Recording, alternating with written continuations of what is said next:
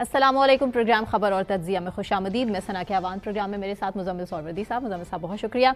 नाज़रीन, सबसे पहले बात मौलाना की, जो इस्टेब्लिशमेंट से नाराज़ दिखाई दे रहे हैं और एक बार फिर से प्रेस कॉन्फ्रेंस करते हुए मौलाना फजलुर रहमान ने इस्टेब्लिशमेंट के खिलाफ एक ऐसा बयान दाग दिया है जिसके बाद बड़े सवाल खड़े हो चुके हैं। पीटीआई से मुज़ाकरात के हवाले से भी उन्होंने बात की कि पीटीआई ने एतमाद में ही नहीं लिया है मुज़ाकरात के हवाले से, इसलिए इस पर कमेंट नहीं कर सकता। इस्टेब्लिशमेंट के हवाले से मौलाना फजलुर रहमान साहब कह क्या रहे हैं, सबसे पहले सुन लीजिए। इस्टेब्लिशमेंट कहती है कि मैंने फैसले करने हैं, मैंने नताज मुरतब करने हैं। कोई अवाम की क्या हैसियत है कि वो कहते हैं कि मैंने उसको वोट दिया, मैंने उसको वोट दिया।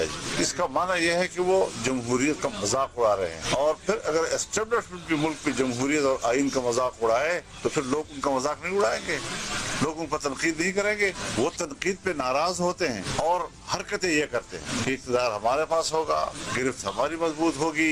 इनका कोई नजरिया नहीं, इनका नजरिया सिर्फ अथॉरिटी की गिरफ्त हमारी रहे, वो जायज हो ना जायज हो कोई परवाह नहीं। तो इस पर हमारा एतराज है और रहेगा। हम अपने मौक़िफ़ पे कायम हैं, 2018 में भी कायम थे, 2024 में भी कायम हैं और इनके साथ ऐसे नाजायज अतवार पे हम कोई न मुज़ाकरात करने को तैयार हैं, न कोई मुफाहमा करने को तैयार। इस्टेब्लिशमेंट के नज़रिया गिरफ्त के खिलाफ हैं, क्यों इस कदर नाराज़ दिखाई दे रहे हैं मौलाना साहब? मैं नहीं समझता वो नाराज़ है। पहली बात आप ये समझें, ये पॉलिसी और पोस्चर का खेल है। परसों तो मोहसिन नकवी के साथ बैठे हुए थे, खुशी खुशी बैठे हुए थे, खुशी खुशी बैठे हुए थे। ऐसी कौन सी बात है? मोहसिन नकवी कौन से, मेरा मतलब है अवामी नुमाइंदे हैं और अवाम के वोटों से जीत कर मेरा लीगी मतलब नुमाइंदे हैं या सबको पता है एस्टेब्लिशमें के नुमाइंदे हैं और एस्टेब्लिशमेंट की पैगाम रसानी करते हैं। तो परसों तो मौलाना उनके साथ 1 on 1 बैठे हुए थे। देखिए, मौलाना को एस्टेब्लिशमेंट से गिले हैं, इसमें कोई ऐसी बात नहीं। मौलाना को 2018 के इंतखाबी नताइज भी कबूल नहीं थे और वो समझ रहे थे कि 2018 में भी उनके साथ ज्यादती हुई है। ठीक है। और वो आपको पता है 2018 में तो वो असेंबली का हलफ लेने के लिए भी तैयार नहीं थे और वो मुस्लिम लीग नून और पीपल्स पार्टी को कायल कर रहे थे कि हलफ ही नहीं लेते। वो ज्यादा को 2024 में तो वो हलफ लेने के लिए तैयार थे ना जी। उनका रवैया 2024 में नरम था, 2018 में ज्यादा सख्त था।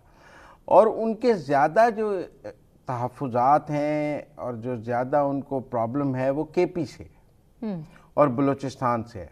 उनको पंजाब और सिंध से इतना प्रॉब्लम नहीं है कि इंतखाबी नताइज से। मेरा मतलब है उनको ना मुस्लिम लीग नून की पंजाब में जीत से इतना प्रॉब्लम है, ना पीपल्स पार्टी के 1-2 हल्के हैं सुमरो वगैरह का जो जहाँ पे उनका तनाज़ा रहता है पीपल्स पार्टी का, लेकिन ओवरऑल को पीपल्स पार्टी से उनका इतना बड़ा तनाज़ा सिंध में नहीं है, 1-8 सीट के अलावा।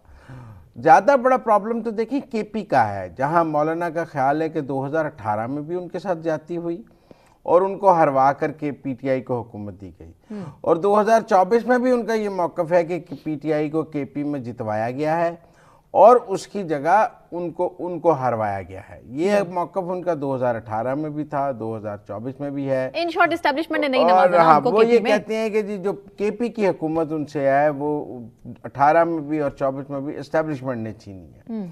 वो केपी की पीटीआई की हुकूमत को फॉर्म 47 की हुकूमत कहते हैं, जिस तरह पीटीआई जो है पंजाब और सिंध की हुकूमतों को फॉर्म 47 की हुकूमत कहती है, इसी तरह मौलाना फजलुर रहमान पीटीआई की केपी हुकूमत को फॉर्म 47 की हुकूमत कहते हैं।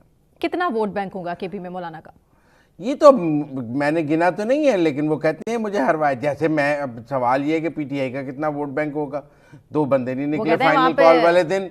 आप मेरी बात सुनिए, मेजॉरिटी से जीते नहीं, फाइनल कॉल वाले दिन 2 बंदे नहीं निकले हमायत में। लाहौर में तो पता नहीं कितना वोट बैंक होगा। ज़िमनी इंतखाब सारे हार गए, पता नहीं कितना वोट बैंक होगा। मुस्लिम लीग नून तो सारे ज़िमनी इंतखाब जीत रही थी, पीटीआई तो सारे ज़िमनी इंतखाब हार रही है। तो इसलिए मेरा मतलब है कि ये एक डिबेटेबल बात है कौन सा किसका।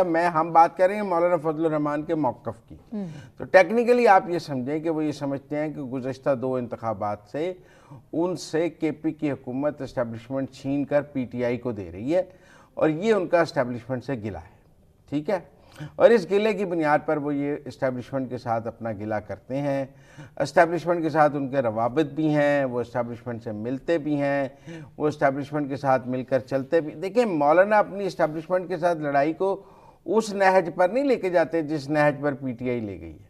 या उन्हें सीरियस नहीं लेती इस्टेब्लिशमेंट? नहीं नहीं, बहुत सीरियस लेती है। आप उनके मदारस बिल पे देखें, उन्होंने अपनी बात मनवा ली है, बगैर धरना दिए गवर्नमेंट ने अपना सब कुछ अंडू किया है मौलाना को राजी करने के लिए।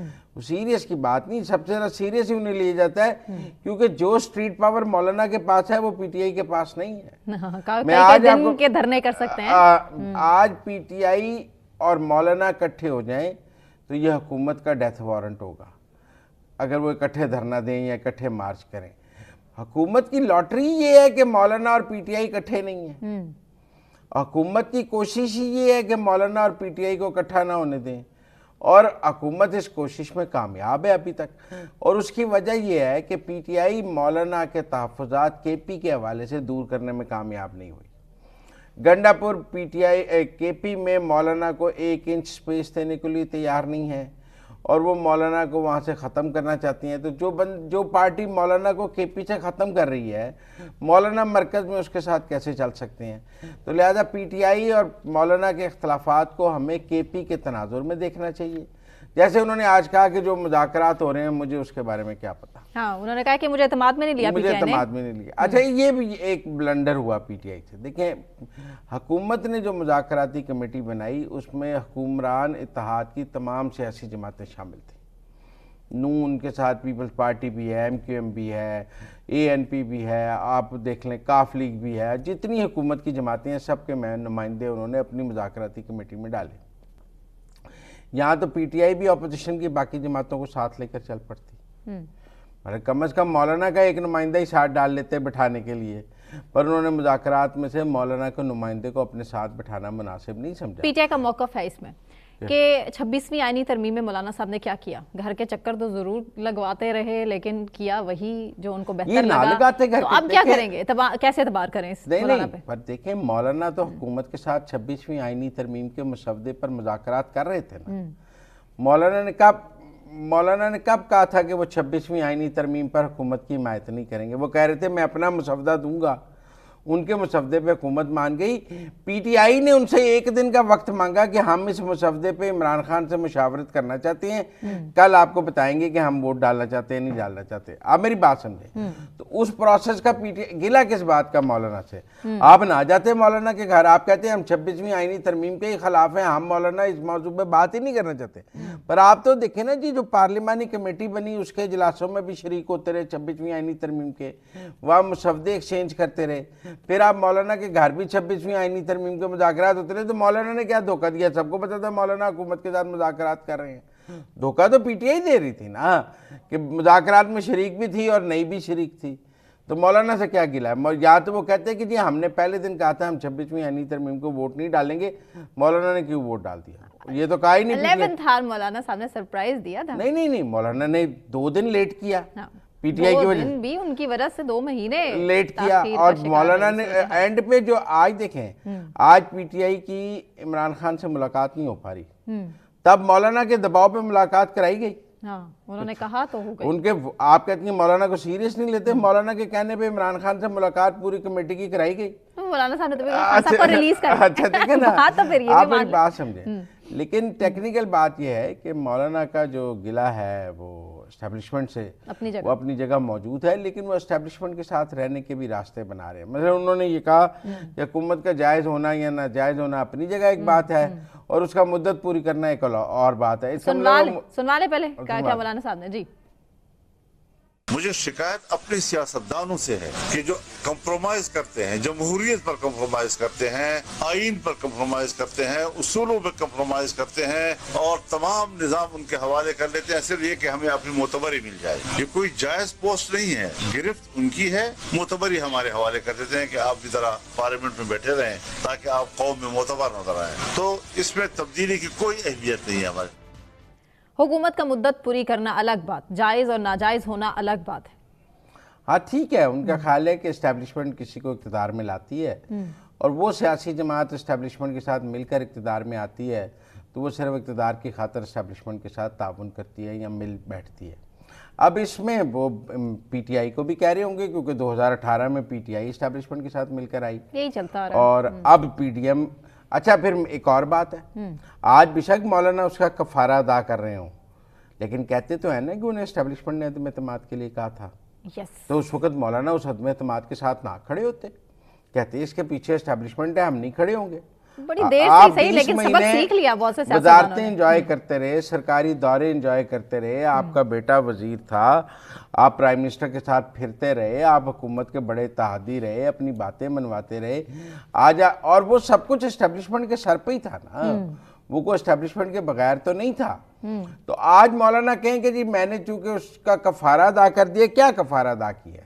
आप कफारा ये है कि आप हार गई हैं, तो वो एक अलग बात है। देखें, एक गिला तो ये है कि मौलाना ये कह रहे हैं कि हमने एस्टेब्लिशमेंट का साथ दिया अदम एतमाद में।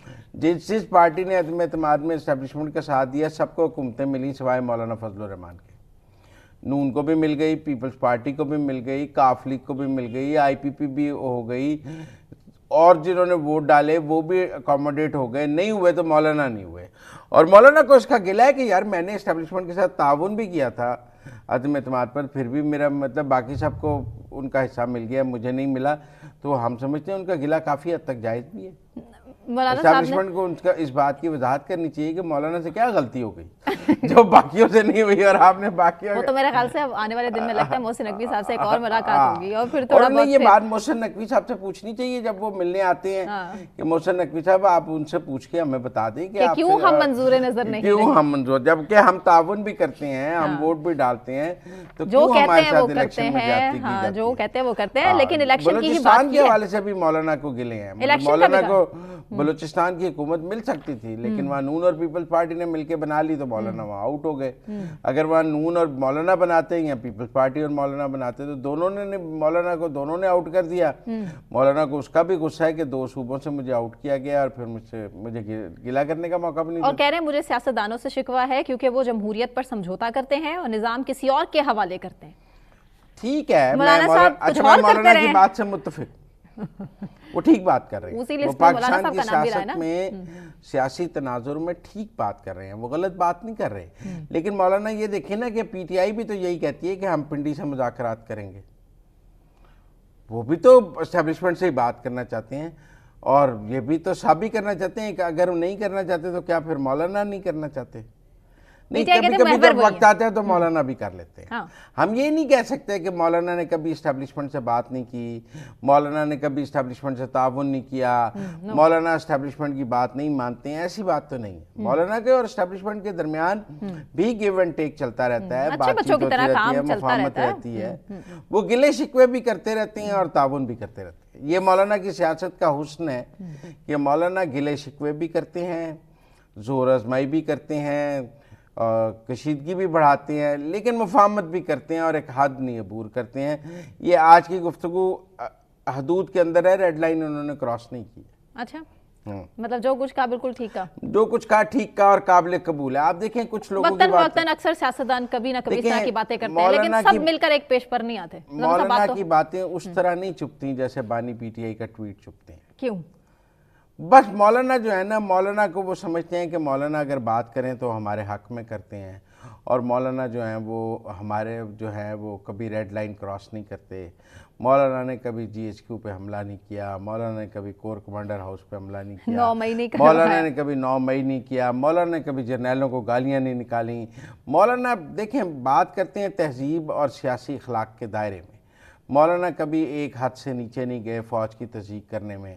मौलाना को फ़ौज से गिला होगा, एस्टेब्लिशमेंट से गिला है, लेकिन वो गिला भी जायज़ तरीके से करते हैं, नाजायज़ तरीके से नहीं करते। ये तो वो गिला है जो जायज तरीके से कबूल हो जाता है और कुछ का कबूल नहीं होता है। गिला करने का भी एक तरीका होना चाहिए, सलीका होना चाहिए। ठीक है ना, बदतमीजी से गिला करेंगे तो वो फिर सियासतदान भी बदतमीजी अपने, होगी, गिला नहीं होगा। फौज भी अपनी, एस्टेब्लिशमेंट भी अपनी। चलें अब मुज़ाकरात की बात भी मुज़म्मिल साहब कर लेते हैं। असद कैसे मौलाना कहते हैं मुझे कुछ नहीं पता क्या हो रहा है। हाँ वो तो कह रहे हैं, उन्होंने साफ कहा है, उन्होंने कहा है कि मुझे नहीं है, तो बाद में लिया PTI वालों ने, इसलिए मुझे नहीं पता क्या हो रहा है। वो मेरे ख्याल से उन्होंने पहले सबक सीख लिया है PTI वालों ने 26 में आनी तरमीम के हवाले से। अब मुज़ाकरात के हवाले से मुज़म्मिल साहब सूरत हाल ये है कि तीसरी नशिस्त का नहीं पता कि होने वाली है या नहीं होने वाली है। क्या ऊंट किस करवट बैठेगा? पहले 2 मुज़ाकरात का जो सेशन रहा है उसमें से तो फिलहाल कुछ नहीं निकला। चार्टर ऑफ डिमांड हमारे हाथ में होना चाहिए, लिख कर दे दें, PTI वाले लिख कर नहीं देते हैं। वो कहते हैं हमारे मुतालबात पूरे हो जाएं, 31 जनवरी की डेडलाइन भी है। क्या बनेगा? क्योंकि असद कैसर साहब ने कहा है कि फिलहाल जो बयानात हैं मरीम नवाज साहिबा के, ख्वाजा आसिफ साहब के, उन पर अफसोस है, हमें वो नहीं होने चाहिए। क्या कहा है असद कैसर जी। साहब?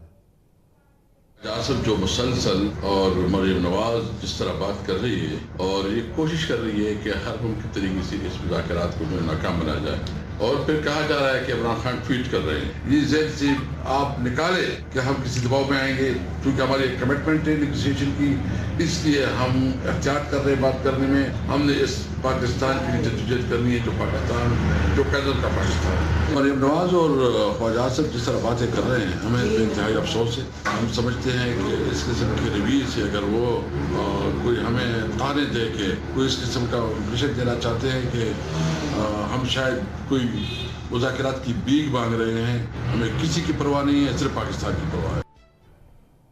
मुज़ाकरात तो भीख ही हो गए। अब असद कैसर साहब ने बात वैसे 100% दुरुस्त की है। लग नहीं रहा कि दोनों साइड्स ही, हुकूमत भी मुज़ाकरात के लिए सीरियस नहीं है और तहरीक इंसाफ, आप तो असद कैसर साहब खुद कह रहे हैं कि भाई हम तो ज़ाहिर है मुल्की मफाद में सब कुछ सोच रहे हैं। मुल्की मफाद में सिविल नाफरमानी शुरू की हुई है, मुल्की मफाद में सिविल रेमिटेंसेस बंद करने का ऐलान किया हुआ है। इसमें बड़ा मुल्क का मफाद है। देखें, हुकूमत की कैलकुलेशन बड़ी ज़बरदस्त थी। हुकूमत को ये पता था कि सिविल नाफरमानी नाकाम हो जाएगी, मुबारकबाद भी कल कौम को और उन्होंने रेमिटेंसेस जो हैं नहीं फॉल करेंगी, लिहाजा इन सारे मुज़ाकरात, इन्होंने पहले रेमिटेंसेस बंद करने का ऐलान किया, सिविल नाफरमानी, और फिर मुज़ाकरात का ऐलान किया। इनका ख्याल था अब हुकूमत हमारी मिन्नतें करेगी कि आप सिविल नाफरमानी जो है वापस ले लें, रेमिटेंसेस वाली, बड़ा नुकसान हो जाएगा। गवर्नमेंट ने बात ही नहीं की। उन्होंने कहा आपने दी है, आप अपनी कॉल अपने पास रखें, हम इस कॉल के ऊपर बात ही नहीं करते। उनको पता था ये नाकाम हो जानी है। ये ऐसे ही है जैसे 2014 में उन्होंने कंटेनर पर बिजली के बिल फाड़ दिए थे, अपने घर का बिजली का बिल जमा करा रहे थे। तो बात यह कि गवर्नमेंट को अंदाज़ा था कि इनकी सिविल नाफरमानी नाकाम हो जानी है।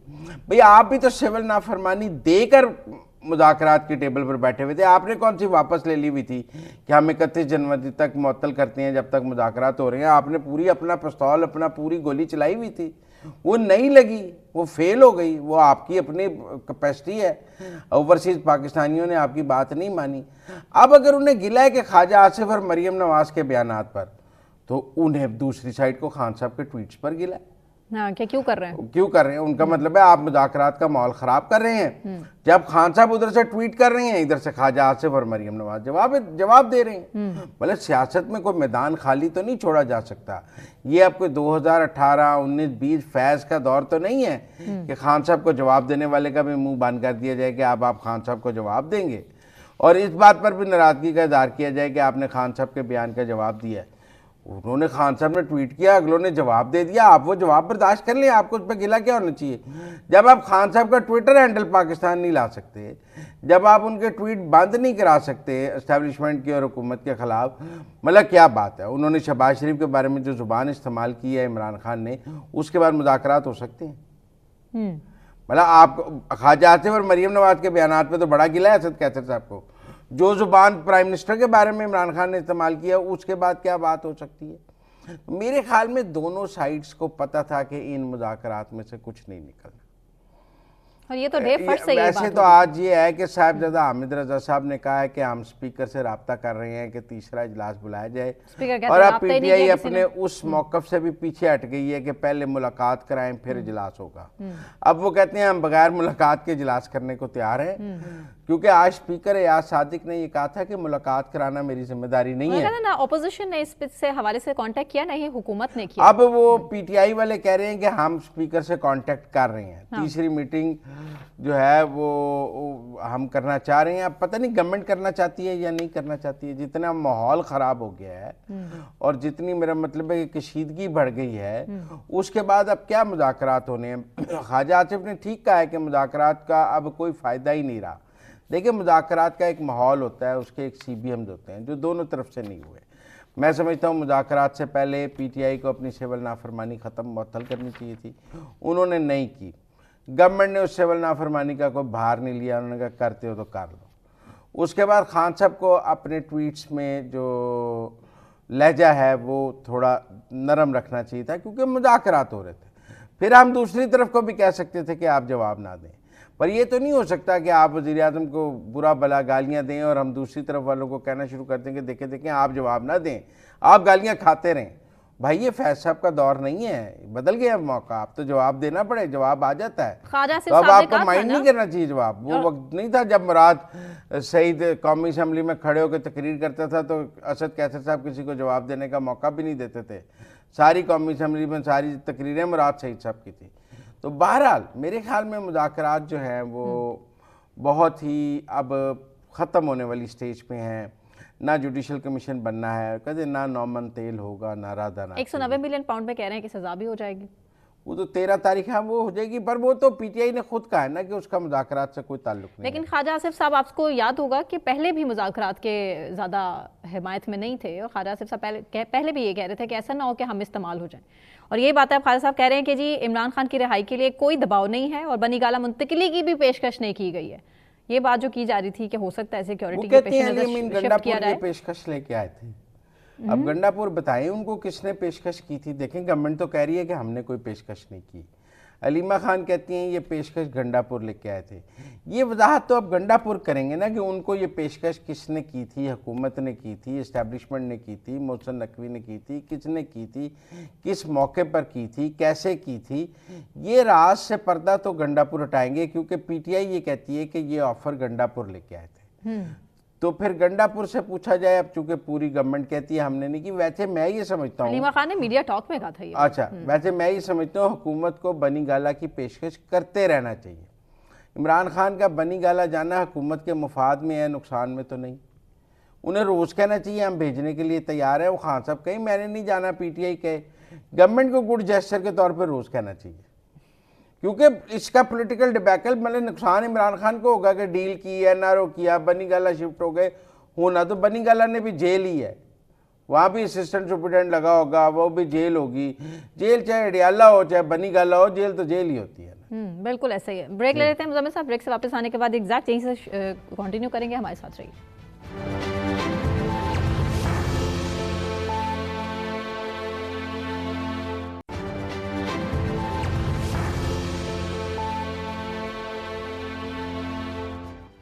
वेलकम बैक नाज़रीन। अलीमा खान ने और उज़्मा खान ने हयाताबाद मेडिकल कॉम्प्लेक्स पेशावर का दौरा किया है और वहाँ पर उन्होंने ज़ख्मियों की अयादत भी किया है। मुज़म्मिल साहब क्या बुशरा बीबी से मुलाकात हुई उनके पेशावर में? देखिए ये एक इम्पॉर्टेंट बात है। वो वैसे तो गई थी, उसको जो 9 मई का एक मुलज़िम मिलिट्री कोर्ट से रिहा हुआ है जिनकी सज़ाएँ माफ़ की गई हैं, उनमें से एक का जो ट्रॉमा में है और हयाताबाद मेडिकल कॉलेज में वो ज़ेर इलाज है। शमी वज़ीर की वो इयादत करने गई थी। लेकिन टेक्निकली बात ये है कि जब वो पेशावर गई हैं तो वो बुशरा बीबी से नहीं मिली हैं। हमने पहले भी कहा कि बुशरा बीबी और अलीमा खान के दरमियान इख्तलाफात हैं और जब से अलीमा खान रिहा हुई हैं और जब से बुशरा बीबी रिहा हुई हैं, दोनों के दरमियान ना कोई राब्ता है ना मुलाकात है, दोनों एक दूसरे से बात नहीं करती हैं। आज दोनों पेशावर में थीं लेकिन दोनों की मुलाकात नहीं हुई है जी। और वो पेशावर, अच्छा उनकी वज़ीर आला गंडापुर से भी मुलाकात नहीं हुई है। नहीं हुई ना? नहीं हुई। तो ये बड़ा सिग्निफिकेंट है कि वो पेशावर गई हैं और बानी पीटीआई की बहन है, उनका सियासी मुकदमा लड़ रही हैं, उनको गंडापुर उनको उन्हें मिलना चाहिए था। बल्कि जब वो शमी वजीर की इयादत करने पर गई हैं तो गंडापुर को साथ होना चाहिए था। तो और फिर बुशरा बीबी की तरफ भी इकट्ठे जाना चाहिए था, कोई फैमिली गेट टुगेदर भी होना चाहिए था। तो ऐसा तो कुछ नहीं हुआ। लेकिन इन चीज़ों से फिर कहानियाँ जन्म तो लेती हैं ना कि आप पेशावर गई हैं तो आप बुशरा बीबी जिन्होंने 9 माह कैद काटी है, आप उनसे नहीं मिली हैं तो क्यों नहीं मिली हैं, जबकि वो भी पेशावर में मौजूद थी और आप गंडापुर को भी नहीं मिली हैं। आप देखें ना, एक ट्विटर स्पेस की रिकॉर्डिंग आई थी जिसमें अलीमा खान और गंडापुर की बहस हो रही थी। फिर सलमान ने अहमद ने अमेरिका से ट्विटर स्पेस में कहा कि बुशरा बीबी ने फ़ाइनल कॉल वाले दिन अलीमा खान को कहा कि आप मेरे साथ गाड़ी में कंटेनर पे चलें। उन्होंने कहा नहीं मैं आपके साथ नहीं जाऊंगी। तो एक जो तनाज़ा है वो तो नज़र आता है कि वो तनाज़ा किसी हद तक काफ़ी ज़्यादा बढ़ चुका है। और उस देखें ना, अब अलीमा खान सलमान अकरम राजा के साथ हैं और गंडापुर जो है वो शेर अफजल मरवत के साथ हैं। हाँ जी, ठीक है ना। गंडापुर ने शेर अफजल मरवत के डिफेंस में एक बड़ी स्टेटमेंट दी है, वो सबसे पहले आपके सामने रखते हैं। मरवत जो है वो एक, इसमें कोई शक नहीं है कि मैं भी साथ था उसके, जब हमारे सारों में बहुत ज्यादा केसेस थे और हम सारे के सारे जो है मफरूर थे, तो उस वक्त मरवत ने बड़ा फ्रंट लाइन पे, फ्रंट फुट पे उसने बिल्कुल पार्टी के लिए बड़ी मेहनत की है, कुर्बानी दी है। अच्छा, बात होगा था ये होता है ना, हर बंदे की अपनी एक नेचर है, स्टाइल है, तो कोई बंदा बात होगा कुछ क्रीज से बाहर भी निकल के खेल लेता है, तो ठीक है, आपको उसी कुर्बानियों को देख के छोटी मोटी बात फिर तक नहीं जाना चाहिए। छोटी मोटी बात पे इतना रिएक्ट नहीं करना चाहिए, और उनकी वाकई खिदमत ऐसी हैं, और वो अक्सर उन्होंने इसमें एडमिट किया है कि वो क्रीज से बाहर निकल के, और वाकई इस तरह के स्टेटमेंट्स तो आपको याद होगा सऊदीया के हवाले क्रीज से बाहर निकल के तो गंडापुर खुद भी तो खेलते हैं ना। हाँ। वो कौन सा क्रीज के अंदर रहकर खेलते हैं। एग्जैक्टली। अच्छा, और अगर शेर अफजल मरवत पर ये इल्जाम है कि वो एस्टेब्लिशमेंट से राब्ते में है, तो गंडापुर पर भी इल्जाम है कि वो एस्टेब्लिशमेंट से राब्ते में है, ठीक है ना। अब अगर तो सूरत हाल ये है कि अलीमा खान ने सलमान अकरम राजा के हक में बात की और गंडापुर ने शेर अफजल मरवत के, वही बात जो हम करें, मैंने अलीमा खान ने कहा जो सलमान अकरम राजा के खिलाफ बात कर रहा है वो तो मेरा मतलब है गद्दार है। गंडापुर ने कहा नहीं, वो गद्दार नहीं है, उसकी अपनी पार्टी के लिए खिदमत है, और अगर उसने कोई राय दी है तो आपको उसे इग्नोर करना चाहिए। और एट द एंड मुझे लगता है इमरान खान साहब इग्नोर ही करेंगे। ये जो कहा जा रहा है कि जी अब शेर अफजल मरवत की बिल्कुल सियासत ख़त्म हो गई, पीटीआई में बिल्कुल कम बैक नहीं कर सकते, खान साहब उनको जो है स्पेयर नहीं करेंगे, नहीं, मुझे लगता है कि एक मुलाकात होगी और उसके बाद थिंग्स विल गो नॉर्मल। पहले शेर अफजल मरवत को आपको पता है एक दफा बकायदा निकाल भी दिया था फरदौस शमम नकवी साहब लेटर जारी करके, और वो लंदन के दौरे पे भी चले गए थे। फिर जब 26वीं तरमीम का मामला था, कुछ था, वोट चाहिए थे, फिर उनको वापस ले लिया गया। तो शेर अफजल मरवत जो है ना, टेक्निकल में आपको एक बात बताऊं, शेर अफजल मरवत अब गंडापुर के साथ खड़े हैं। उन्होंने भी कुछ इंटरव्यूज में गंडापुर की बहुत हिमायत की है और कहा है कि गंडापुर बहुत अच्छा काम कर रहे हैं। दोनों की थी इख्तलाफात, पहले इनके भी थे, नहीं थे, फिर दोनों ने स्टेज पे एक दूसरे को गले भी लगाया, फिर शेर अफजल मरवत के भाई को गंडापुर साहब ने कैबिनेट से निकाला भी था। हाँ जी, बिल्कुल। तो बात यह है कि एक वक्त में तो दोनों के बहुत ज़्यादा इख्तलाफात भी रहे, लेकिन आज की जो ग्रुपिंग है जिसमें एक तरफ अलीमा खान है, एक तरफ बुशरा बीबी है, एक तरफ गंडापुर है। अब ये भी खबरें हैं कि बुशरा बीबी और गंडापुर के भी अच्छे ताल्लुकात नहीं है, वो तो अलीमा खान और गंडापुर के भी अच्छे ताल्लुकात नहीं है, बुशरा बीबी और गंडापुर के भी अच्छे ताल्लुकात नहीं है जी, उन दोनों तरफ अच्छे ताल्लुकात नहीं है। तो गंडापुर जो है वो इस वक्त ना बहन के साथ है ना बेगम के साथ है, वो अलग हवाओं में चल रहे हैं, ठीक है ना। तो उनको सपोर्ट है मेरे ख्याल से, इमरान खान साहब का सपोर्ट है उनको, वो शायद इसीलिए, और हर कोई शायद इसीलिए बड़ा कॉन्फिडेंट है कि हमें इमरान खान साहब का सपोर्ट है। ये अब वक्त बताएगा कि उन्हें कितना सपोर्ट है। इस वक्त तो शायद खान साहब को ये पता है कि वो गंडापुर को नहीं हटा सकते, गंडापुर को हटाने का इस वक्त फायदा कम और नुकसान ज्यादा होगा, नो डाउट। लेकिन उन्होंने बुशरा बीबी को पिशावर बिठाया हुआ है इसीलिए कि केपी होल्ड है। देखिए पिशावर बहुत सारे लोग बैठे हैं, एक बंदे ने मुझे कहा शेख वकास अकरम क्यों पिशावर बैठे हैं सरकारी खर्च पे, उन्हें तो झंग बैठना चाहिए, इस्लामाबाद बैठना चाहिए, वो मुज़ाकरात के हक में बयान भी देते हैं, लेकिन बैठे वो केपी हुकूमत के खर्चे पे पिशावर में हैं, वो भी पिशावर से नहीं निकलते हैं। हमाद अजहर, मियाँ असलम इकबाल, एक लंबी लिस्ट है जो पिशावर ही बैठे हैं, जो पिशावर से नहीं निकलती है। और ये अलीमा खान को भी ये गिला है कि ये लोग जो हैं ये जाकर पिशावर में बैठ गए हैं क्योंकि वहाँ पे पीटीआई की हुकूमत है, हुकूमत को एंजॉय कर रहे हैं। ये पंजाब ना आते हैं, पंजाब से पीटीआई वाइप आउट होती जा रही है, एहतजाज नहीं करते, एहतजाज की कॉल हो तो बाहर नहीं निकलते, सड़कों पर नजर नहीं आते, और कोई काम पार्टी का कोई काम नहीं करते, हुकूमत वहाँ बैठ के एंजॉय कर रहे हैं। तो मेरे ख्याल में ये जो है ना पिशावर, ये एक सेफ हेवन पीटीआई के लिए बन गया, और हर किसी की कोशिश है कि वो जाके पिशावर बैठ जाए और केपी हुकूमत का मेहमान हो जाए। तो केपी हुकूमत अब किस किस को मेहमान रखेगी? अब आजकल तो शेख वकास अकरम की भी केपी हुकूमत के मेहमान हैं, और भी लोग केपी कितने अरसे से हैं वो वहाँ पे? वो 26वीं आईनी तरमीम से पहले चले गए थे, फिर वापस ही नहीं आए हैं।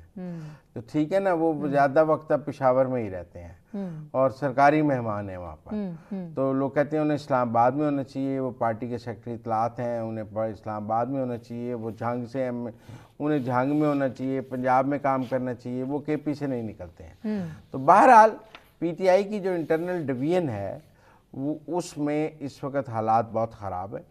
शेर अफजल मरवत और सलमान अकरम राजा की लड़ाई में इस वक्त अलीमा खान सलमान अकरम राजा के साथ हैं, गंडापुर शेर अफजल मरवत के साथ हैं, अलीमा खान और बुशरा बीबी की आज पेशावर में मुलाकात नहीं हुई है।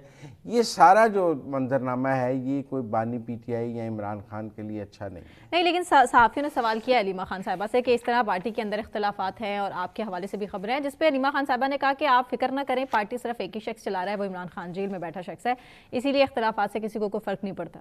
नहीं, पर बानी लेकिन ये कि तरदीद नहीं की इख्तलाफात की, हानि नहीं की। और दूसरी बात ये कि मुसीबत यही है ना कि बानी पीटीआई के बाद पार्टी कौन चलाएगा, वो तो अभी जेल में है कि कई दिन मुलाकात नहीं होती, बहुत सारे फैसले उनके बगैर करने होते हैं। आप मेरी बात समझें, डे टू डे जो सियासत है वो हर वक्त तो उसमें बानी पीटीआई की गाइडेंस मौजूद नहीं है।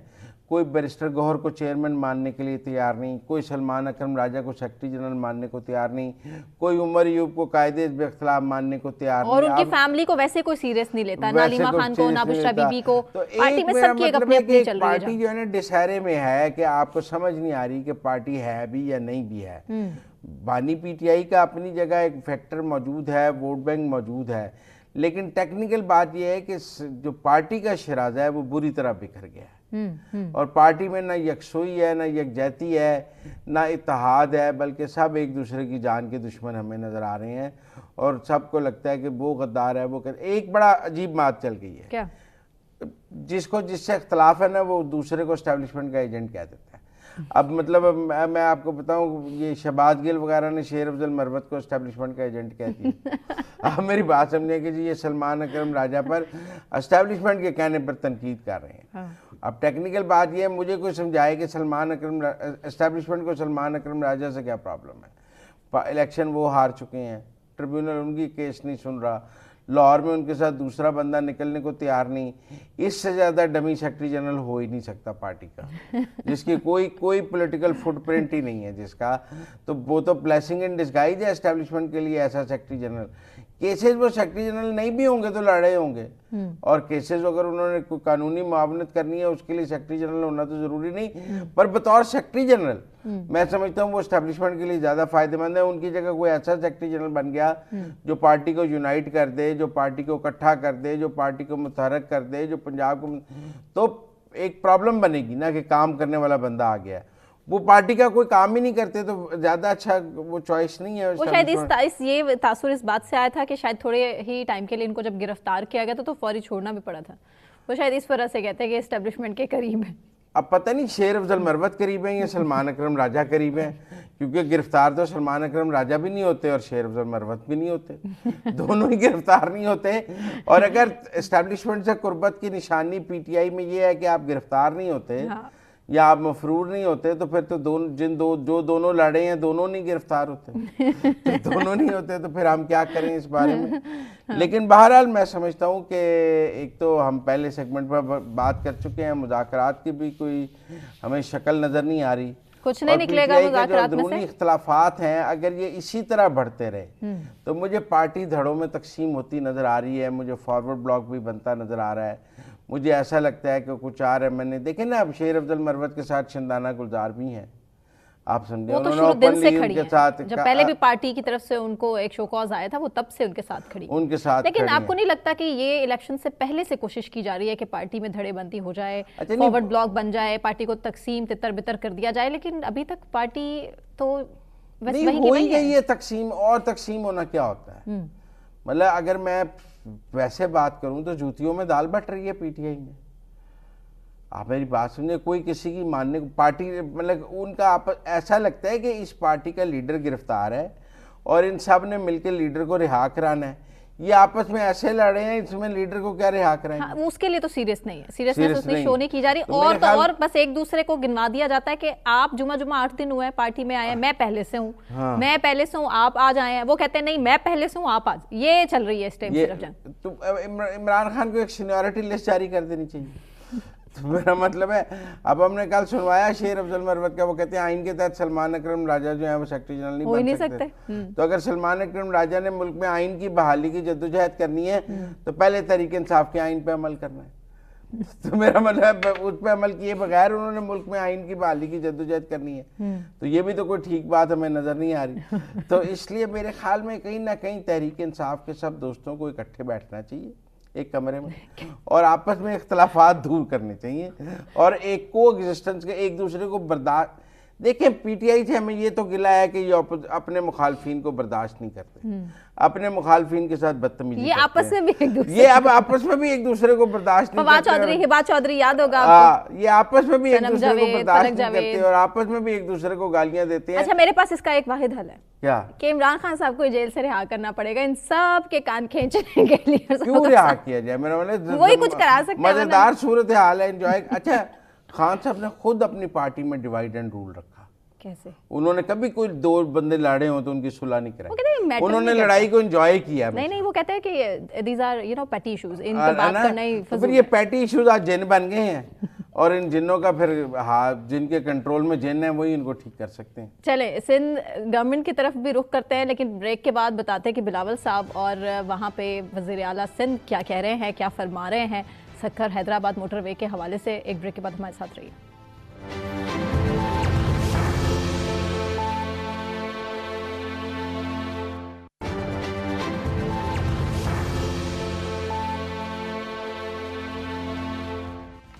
वेलकम बैक नाज़रीन। आज बिलावल भुट्टो जरदारी ने भी तकरीब से खिताब में कहा है कि मेरा ख़ानदान 3 नस्लों से कराची की तरक्की में किरदार अदा कर रहा है, और इसी मौका पर वज़ीर आला सिंध मुराद अली शाह ने भी जिक्र छेड़ दिया सक्खर से हैदराबाद तक मोटरवे का।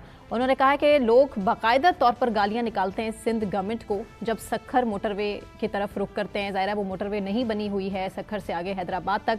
अब जब लोग ट्रैवल करते हैं हैदराबाद से सक्खर जाते हैं तब तक तो पुरसुकून नहीं होते हैं, इसीलिए अच्छी खासी गालियां निकालते हैं। क्योंकि मैं खुद ट्रैवल कर चुकी हूँ, मुझे बड़ा अच्छे तरीके से अंदाज़ा है कि बहुत ख़राब रोड है, और सक्खर से आगे मोटरवे चूँकि बनी हुई है लाहौर तक पुरसुकून जो है वो सफ़र किया जाता है।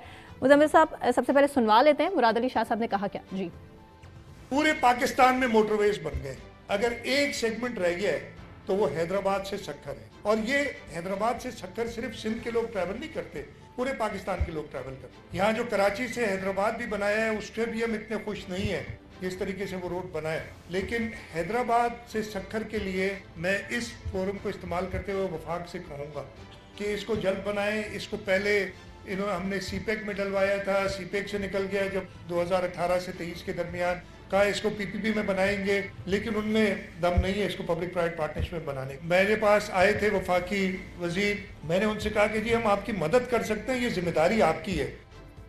जिम्मेदारी से जान छुड़ा रहे हैं वज़ीर आला सिंध और कह रहे हैं कि गोलियां दूसरा भी है, और वो कह रहे हैं गालियां हमें पड़ती हैं, लेकिन इन शॉर्ट गालियां हमें नहीं किसी और को पड़ती हैं। वो उस हवाले से वो क्या कह रहे हैं, चले वो सुनवा लेते पहले। जी, प्रोजेक्ट वफाक का है, करना उन्होंने है। होता क्या है कि पंजाब से जब लोग आते हैं सक्खर तक तो खुश आते हैं, सक्खर जैसे ही क्रॉस करते हैं तो सिंध हुकूमत को गालियां देना शुरू कर। पता उनको होना चाहिए कि ये सिंध हुकूमत की जिम्मेदारी नहीं है। सिंध हुकूमत की जहाँ जहाँ जिम्मेदारी है, खुशी से बता रहा हूँ आपको कि हमारे सारे इंटर डिस्ट्रिक्ट रोड्स, और आप जाके देख सकते हैं, वो पंजाब के किसी भी इंटर डिस्ट्रिक्ट रोड या किसी और सूबे के इंटर डिस्ट्रिक्ट रोड से बेहतर है। कराची में रहने वाले लोग हैं वो उधर नहीं जाते, वो सिर्फ जाते हैं हैदराबाद। अगर आपने जाना हो, या आपकी जो गुड्स जाते हैं या आपके लोग जाते हैं, और वो हैदराबाद से गालियां देते हुए जाते हैं, सक्खर पे गालियां खत्म होती हैं, लेकिन वो गालियां हमें नहीं लग रही होती, किसी और को लग रही होती, इसलिए जिम्मेदारी उनकी है। अपनी जिम्मेदारी से जान छुड़ा रहे हैं और कह रहे हैं कि इतनी अच्छी वहाँ पे सड़कें हैं कि पंजाब की सड़कों से बेहतर सड़कें। मैं रहकर आई हूँ मुज़म्मिल साहब, पता नहीं कहाँ हैं वो सड़कें, मुझे तो नहीं पता, ना मैंने देखी इंटरनल वो जो अंदरून सिंध है वहाँ भी, ना कराची में। पहले सक्खर हैदराबाद मोटरवे पे बात कर लें, क्योंकि आज मुराद अली शाह साहब ने सक्खर हैदराबाद, ये बात उनकी ठीक है कि पूरे पाकिस्तान में मोटरवेज बन गई हैं जी, नहीं बनी तो सक्खर हैदराबाद नहीं बनी, ठीक है ना।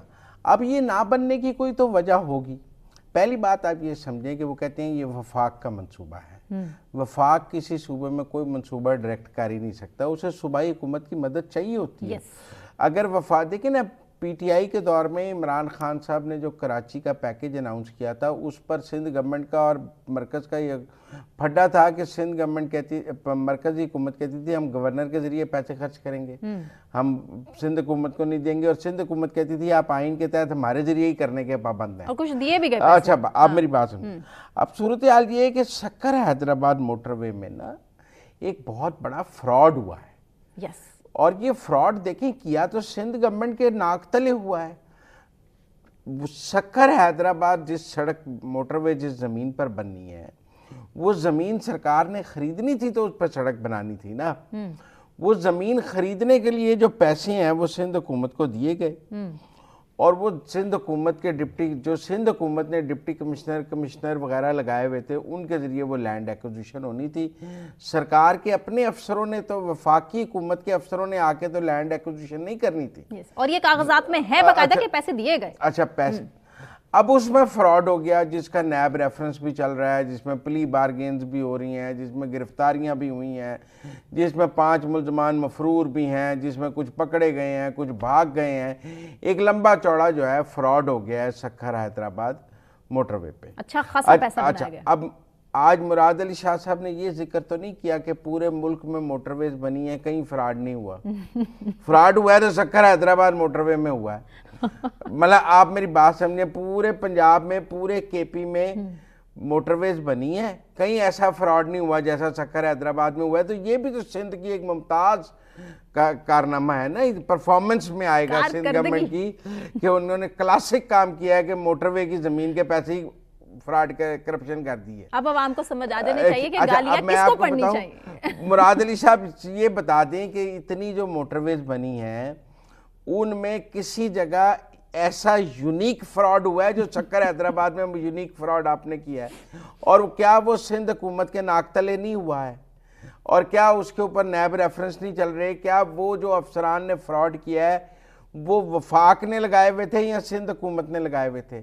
वो पैसे सिंध हुकूमत के ख़जाने में वफाक ने भेजे थे, और सिंध हुकूमत वो ज़मीन खरीद रही थी या वफाक ज़रा बराह रास्त वो ज़मीन खरीद रही थी?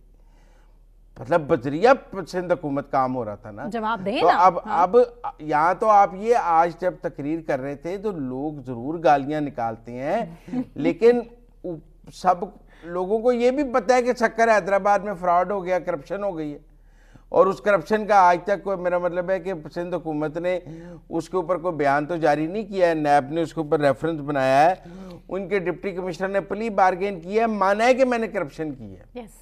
वो डिप्टी कमिश्नर साहब जो हैं वो मुराद अली साहब आपने लगाए हुए थे, वो कोई मेरा मतलब वफाक डिप्टी कमिश्नर लगाने का अख्तियार नहीं रखता है। मुज़म्मिल साहब छोटी रकम भी नहीं थी, वो अच्छी खासी रकम थी जिसका फ्रॉड हो गया, और आज तक सिंध गवर्नमेंट के पास उसका जवाब नहीं है। अब फिर वफाक की तरफ इशारा कर रहे हैं कि तो आप देखिए ये motorway. Assistant commissioner Mansoor Ali Abbasi, Sindh bank के 5 एहलकार, 1 सुपरवाइजिंग तपीदार, डीसी ऑफिस के अकाउंटेंट, 9 प्राइवेट अफराद पर फर्द जुर्म आए थे। ये तमाम सिंध हुकूमत के मुलाजिम नहीं है। आप बता दें 26 रोज में 2 अरब 14 करोड़ 91 लाख रुपए निकालेगा। आपने जब इनको अरबों रुपए दिए, जब आपको सक्खर हैदराबाद मोटरवे की लैंड एक्विजिशन के लिए आपने इनकी डिस्पोजल पे अरबों रुपए रखे, तो आपने देखा कि मैंने कोई अपराइट ऑनेस्ट शफाफ अफसर लगाए हुए हैं जो ये अरबों रुपए हैंडल कर लेंगे? वहाँ तो लूट का बाजार गर्म हो गया, सिंध बैंक में जाली अकाउंट खुल गए, वहाँ ब्रोकर पहुँच गए, और वहाँ पर एक मेरा मतलब प्राइवेट लोगों के नाम ऐसे चेक बन रहे थे जिनके पास ज़मीनें नहीं थी। तो एक लंबा चौड़ा फ्रॉड हो गया जिसकी वजह से सक्खर हैदराबाद मोटरवे आज तक नहीं बन सकी और ना लोग पकड़े जा सके। तो मेरे ख्याल में अच्छा, मैं थोड़ा सा आपको बैकग्राउंड दे दूं। सक्खर से हैदराबाद की जो सड़क है ना, वो हार्डली अगर सीधी स्मूथ मोटरवे की तरह रोड बन जाए तो 3 घंटे का मुज़म्मिल साहब फर्क है, लेकिन इतनी गंदी और ख़राब रोड है कि 7 घंटे आपको खवार होना पड़ता है उन रोड्स के ऊपर। तो क्यों ना लोग गालियां निकालें? ठीक है ना। वैसे टू बी वेरी फ्रैंक, अगर आपने लाहौर से कराची जाना हो ना तो लोग कहते हैं पंजाब से का सफ़र रात को कर लें, बहुत आसान, और सिंध का दिन को कर लें, क्योंकि सिंध में रात को जाना सेफ नहीं है, डाकू भी हैं। ठीक है ना। तो शाह साहब इसकी भी हमें तौजीह दे दें कि जब लोग कराची से लाहौर आते हैं तो सिंध में दिन को करते हैं और पंजाब में रात को करते हैं, इसकी क्या वजह है? क्यों नहीं? मैं एक दफ़ा सिंध अंदरून सिंध था तो मैंने रात को कराची जाना चाहा, तो मुझे भी ये एडवाइस किया गया कि आप रात को ट्रैवल ना करें, आप दिन में ट्रैवल, क्योंकि हमारी कोई जिम्मेदारी नहीं। ठीक है ना जी। तो मेरा मतलब है कि इस पर भी थोड़ी तवज्जो देनी चाहिए, लेकिन फिर भी सक्खर हैदराबाद मोटरवे बननी चाहिए। और ये जो फ्रॉड हो गया है ये अपनी जगह है, ये करप्शन अपनी जगह है, ये जो स्कैम है ये अपनी जगह है। इस पर ज़रूर सिंध हुकूमत से भी पूछ कुछ होनी चाहिए। और मुराद अली शाह साहब, जब आप आज बात कर रहे थे तो आपको इसका जिक्र करना चाहिए था और कहना चाहिए था कि हाँ हमसे गलती हो गई है, हमारे लगाए हुए अफसरों ने फ्रॉड कर दिया, करप्शन कर दिए, लेकिन वफाक जो है ना वो दोबारा पैसे दे दे, या ये पैसे NFC थे सिंध दोबारा खर्च दे। मेरा ख्याल है वफाक का मौक़िफ़ है हमने एक दफ़ा ज़मीन के लिए पैसे दे दिए, हम दोबारा कहाँ से दें। सिंध हुकूमत का मौक़िफ़ है कि वो करप्शन की नज़र हो गए हैं, कुछ प्ली बार्गेन में फंस गए हैं, कुछ लोग फरार हो गए हैं, पैसे पूरे रिकवर नहीं हुए, तो फिर पैसे कहाँ से आएंगे। तो सिंध गवर्नमेंट अपने हिस्से से ये पैसों का जो लॉस हुआ है ये पूरे कर दे। कहीं ना कहीं सिंध हुकूमत इस करप्शन की अफसर तो सिंध गवर्नमेंट ने लगाए हुए थे ना, आपकी नाक तले ये करप्शन हुई है, वफाक ने आपको भेजे थे। आपको चाहिए कि फौरी तौर पर ज़मीन बाय करके और पूरी करके लैंड एक्विजिशन वफाक को दें कि जी हमारे से जो फ्रॉड हुआ था हमने उसके पैसे डाल दिए, पूरे कर दिए। बहरहाल मजीद पैसों की तवक्को ना करें। देखिए आज एक दौर था 90 की दिहाई, हाँ जी, पीपल्स पार्टी मोटरवेज के खिलाफ थी। अच्छा, ये नहीं बननी चाहिए। आज देखें वो मोटरवेज मांग रहे हैं कि हमें मोटरवेज दी जाए, तो ये भी तो एक देखें वक्त की बात है। और खुद बता रहे हैं कि खुशी खुशी आते हैं पंजाब से लोग, जब तक सखर तक नहीं पहुंचते तब तक खुशी खुशी रहते हैं। हम आखिरी 2-3 मिनट रह गए हैं, कुरम पे बात कर लें, बहुत जरूरी। वहाँ धरना 16वें रोज भी जारी है, हालात मामूल के मुताबिक नहीं लोगों आए, तक खाने पीने की चीजें नहीं पहुंच रही हैं, बच्चे जख्मी हैं, और सारा बगन जो गांव है उसमें धरना जारी है। और वो बगन में ही पहले डिप्टी कमिश्नर पर हमला हुआ था और वो हाजी साहब जो हैं करीम साहब वो वहाँ पे धरना दिए बैठे हैं। उनका मौक़िफ़ है कि बगन को आफतज़दा इलाका करार दिया जाए, जो वहाँ नुकसान हुआ है वो पूरा किया जाए, और जब तक नहीं होगा हम यहाँ से खुराक नहीं जाने देंगे। 16 रोज वो ये नहीं कह रहे कि ये खुराक आगे जाएगी, दवाइयाँ जाएंगी, आगे भी तो लोग मर रहे हैं। वो कह रहे हैं अगले चाहे मर जाएं, हमें कोई परवाह नहीं, हमने रास्ता बंद किया। बहुत घटिया सोच। मेरे ख्याल में ये कोई अच्छी बात नहीं है। सड़कें खोलनी चाहिए, आप अपना मुतालबा ज़रूर रखें, आप आए पेशावर में धरना दें, आप मुतालबा रखें, लेकिन इस तरह काफिलों को रोकना, सड़कों से ट्रक ना जाने देना। आप देखें ना जी वहाँ लोगों के पास खाने पीने को चीज़ें नहीं हैं। और मुज़म्मिल साहब ये मेडिकल सुप्रिटेंडेंट ने कहा है कि मेडिकल स्टोर्स में दवाइयाँ ख़त्म हो चुकी हैं। हाँ। और 500 ट्रक चाहिए अभी वहाँ सिर्फ खाने पीने की, और आप एक ट्रक नहीं जाने दे रहे, एक नहीं जाने दे रहे। तो ये बहुत गलत बात है। और मेरे ख्याल में ये अब हम KP हुकूमत को भी कुछ कहेंगे तो वो माइंड कर देंगे। क्यों करेंगे? तो जिसकी कोई जिम्मेदारी है उनको पूरी करनी चाहिए। शाहराहें खुलवाना, ये धरना खत्म कराना, ये आपकी जिम्मेदारी है। बुशरा बीबी को नहीं आपको लगता है इनिशिएट करना चाहिए? मतलब आप जरा इस्लामाबाद पर तवज्जो कम करें और कुरम पर तवज्जो ज़्यादा कर लें तो मेरे ख्याल में मसाइल ज़रा आसानी से हल हो जाएंगे। आप आज तक कुरम गए नहीं हैं, हम आपसे रिक्वेस्ट करते हैं ज़रा कुरम जाएँ।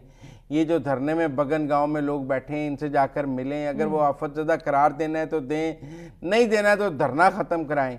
लेकिन बहरहाल मुझे तो ऐसा लगता है जैसे KP हुकूमत बिल्कुल बेबस और लाचार हुकूमत है कुरम के मामले में। कोई रिस्पॉन्स ही नहीं कोई रिस्पॉन्स उनका मामले का हल, मसले का निकालना तो दूर की बात, मतलब कि वो वहाँ पे कह रहे हैं कि अवाम की मुश्किलात 500 ट्रक अगर वहाँ भेजे जाए ना तो ये हालात ठीक हो सकते हैं, तो एक ट्रक नहीं जाने दे रहे। तो सोचें हम क्या बात गजा की करते हैं या क्या हम बात करते हैं कि दूसरे मुल्कों में बच्चों के साथ क्या हो रहा है, हमारे अपने मुल्क में पाकिस्तानी ये कर रहे हैं अपने पाकिस्तानी भाइयों के साथ। इंतहाई अफसोस के साथ मुज़म्मिल साहब बहुत शुक्रिया आपका, मुझे सना कहवान को इजाज़त दीजिए, अपना ख्याल रखिएगा।